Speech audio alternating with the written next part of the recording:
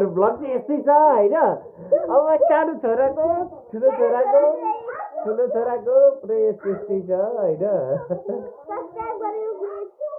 मेरो ठुलो छोराले फेरि सब्सक्राइब गरिदिनु भन्दैछ है। गाइजहरू सबैजनाले सब्सक्राइब गरिदिनु होला, लाइक गरिदिनु होला, सपोर्ट गरिदिनु होला। कस्तो प्रब्लम जान्छ यो सानो छोरा फेरि बिजी छ है, लास्टै बिजी छ।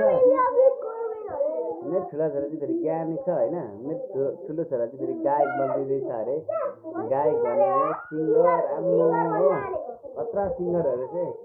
अनि मेरो छोरा सानो छोरा फेरि सक्छके आम्मा सक्छके बहुत सक्छके आम्मा हो।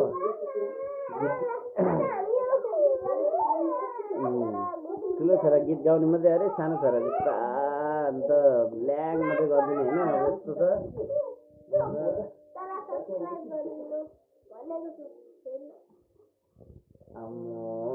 डन तरिकाले भन्नु हुँदैन जस्तो र, डन तरिकाले चाहिँ। अनि सब्सक्राइब गरिदिनु भन्दाखेरि गरिदिनु हुन्छ होला त सबैजनाले।